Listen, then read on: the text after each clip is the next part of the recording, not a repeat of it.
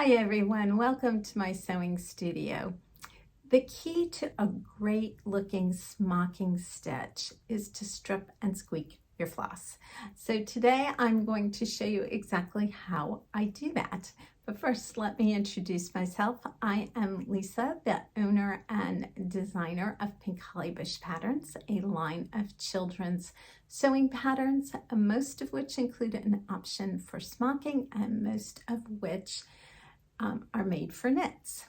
So today we are getting down to really basics, and we're talking about how to get, one of the keys to a great smocking stitch to get that really full coverage, and that's to strip and squeak your floss.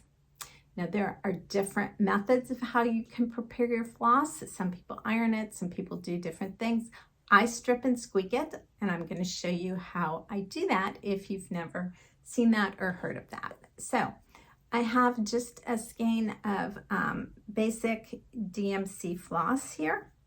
Nothing unusual or fancy. You know, this is the floss that you can pick up at any craft store here in the United States. And I'm just going to pull out, and it's coming apart on me, but we're just going to take out about 18 to 20 inches, and I'm going to cut that off. So here's my 18 to 20 inches.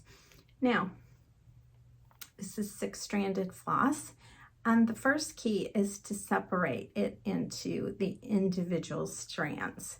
Now, I know some people will grab one of the strands and just pull each one individually out. I do not have luck with that. It just always seems to snag for me. So what I am doing is I start by just separating it into two groups of 3. And if you see, I put my finger in between, and then I just run my other finger, and I keep kind of working my way. I'm actually unwinding it as I do it. So I end up with 2 sets of 3.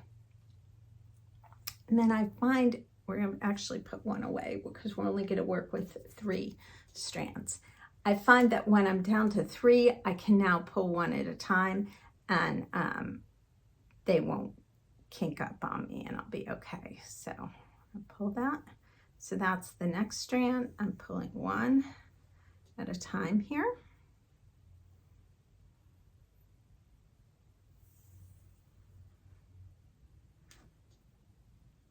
And there's my 3 separate strands. Okay, that is the stripping part, okay? You separate them into their individual strands.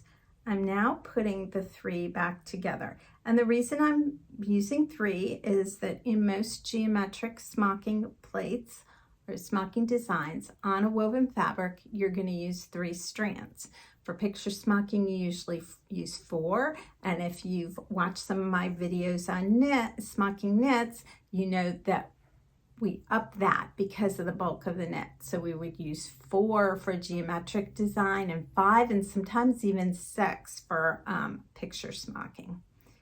All right, I've got my 3 strands, just put them together. I'm going to take my good old, I wet the end, my good old number 7 darner. We'll say ooh and see, and there. I threaded it. Okay, so nothing fancy. All right, so here's the secret. This is a piece of felt. This is just ordinary craft felt. This is not the expensive wool felt. This is the cheap stuff that you just, do crafts with that you can pick up at Walmart or Joann Fabrics or any craft store. I cut squares of it, and I will have one of these squares like in my little smocking bags that I take around with me. The next step, the squeaking part, I'm going to show you why it's called that in a minute, but the next step is that you want to smooth these strands of floss, and that's where, like, some people will go and iron them individually. That works great if you want to do that. It's 100% cotton, so it can handle the iron with no problem, but the problem with that is not very portable. And the way I well, not as much now that my kids are all out of the house, but for years I would just have my smocking in a little pouch and it just went with me. So when I was sitting in that carpool line or I was at the game or what, I was able to smock. And so this is very portable. So I would have one of these little squares in my little smocking bag.